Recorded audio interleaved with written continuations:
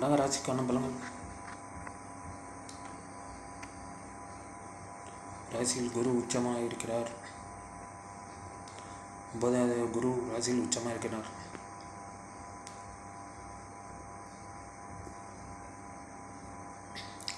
திருமணமாகாத கடகராசிக்கெல்லாம் திருமணம் நடக்கும். 5வது செவ்வாயை குரு பார்க்கிறார்.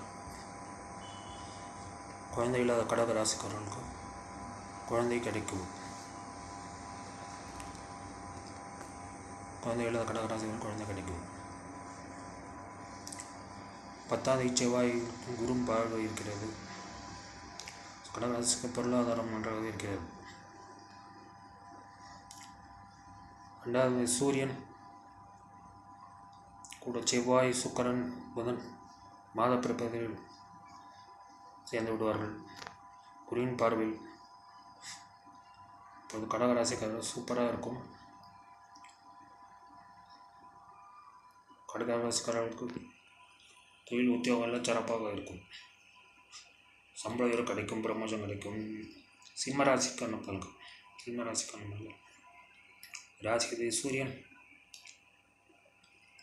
மாத பிறப்பதில் 4ஆம் இடத்துக்கு வந்து வருவார். செவ்வாய் சுக்கிரன் புதன் இருக்கிறார்கள்.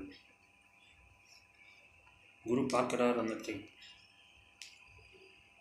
ஸோ சிம்மராசிக்காரர்கள் அஷ்டம சனி இருந்தாலும் பொருளாதாரம் நன்றாகவே இருக்கும். 2வது புதனை குரு பார்க்கிறார். ஸோ பொருளாதாரம் சிறப்பாகவே இருக்கும். கன்னிராசி கண்பல் ராசி அதிபதி புதன்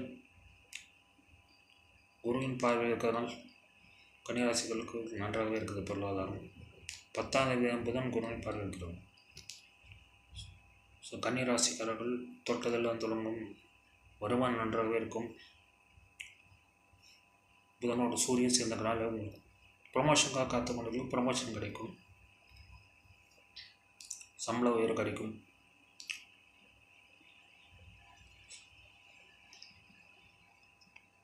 கன்னிராசிக்காரர்களுக்கு சூப்பராக இருக்கிறது. துளாராசிக்கான பலன்கள். துளாராசிக்கான பலன்கள். ராசி அதிபதி சுக்கிரன் மாத பிறப்பதில் 2ஆம் இடத்துக்கு கொண்டு வருவார்.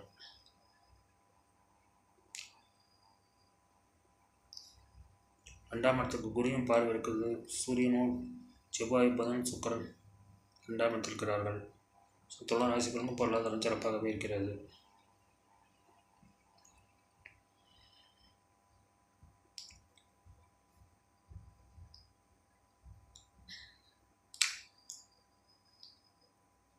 துளாராசிகளுக்கு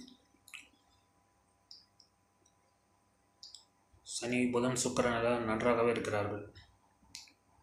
ராசிக்கு யோகக்காரர்கள். துளாராசிக்கு இந்த மாதம் சூப்பராக இருக்கும்.